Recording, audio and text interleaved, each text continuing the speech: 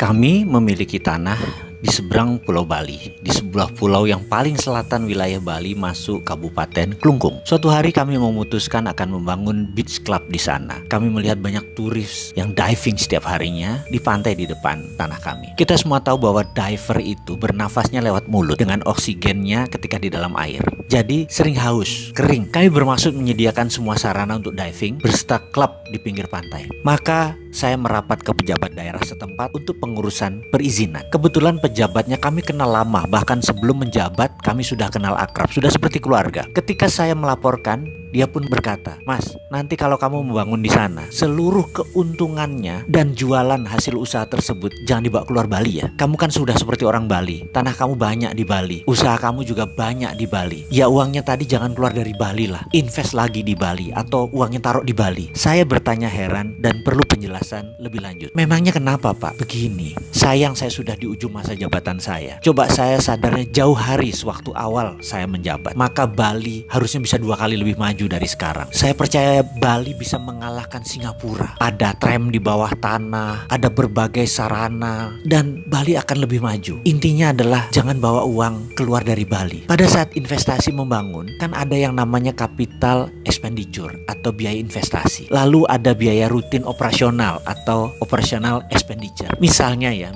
kamu invest 100 miliar, lalu sales kamu katakanlah 30 miliar per tahun. OPEX-nya anggap kira-kira 10 miliar. Yang 20 miliar adalah keluar dari Bali karena untuk bayar investasi lagi, CAPEX-nya kamu. Bayangkan, kalau uang itu 100% mengendap di Bali, saya rasa mereka akan membangun terus berbagai sarana, bukan melulu hotel, ada ratusan macam bisnis. Ada ratusan sarana seperti jalanan, rumah sakit, dan lain sebagainya akan tumbuh. Sayangnya di Bali ini investasinya 80% uangnya keluar dari Bali. Hanya 20%-an aja yang tinggal di Bali sebagai operation expenditure, yang CAPEX keluar dari Bali. Padahal mereka itu orang Bali sendiri. Malah begitu untung malah taruh uangnya di Jakarta, diletakkan di negara lain. Itu yang saya sayangkan. Jadi kamu setelah membangun usaha di Bali, usaha tersebut jalan, usahakan uangnya diputar lagi di Bali. OPEX dan CAPEX-nya tadi diputar lagi atau simpan di Bali. Saya yakin ekonomi Bali akan tumbuh 3 kali lipat. Sarana dan semua kebutuhan di Bali menjadi tumbuh sangat cepat. Kalau kamu nggak janji ya uang Bali untuk Bali, maka izin ini akan saya pertanyakan berkali-kali sampai kamu sanggup membantu Bali. Saya tanpa berpikir panjang menjawab, "Pasti Pak, saya di Bali itu udah 40 tahun bolak-balik, sudah jadi rumah kedua saya. Rumah saya di sini pun banyak dan saya tinggal di sini kok. Pasti saya putar di Bali." Kemudian dia menjawab, "Ini hanya komitmen loh ya, hanya oral. Jadi hanya komitmen di dalam hati. Secara moral dan semangat membangun Bali, itu tok kok yang saya tuntut." "Gak apa-apa Pak, saya setuju," saya bilang begitu. Lalu saya tanya, "Kalau yang direct investment asing yang masuk Indonesia itu bagaimana Pak? Yang nasional itu Pak? Nanti tinggal OPEX-nya saja kan yang muter, yang CAPEX-nya keluar." Itulah yang saya protes dalam hati loh ya, karena ini kan saya bukan kebijakan nasional. Saya yakin yang menasihati itu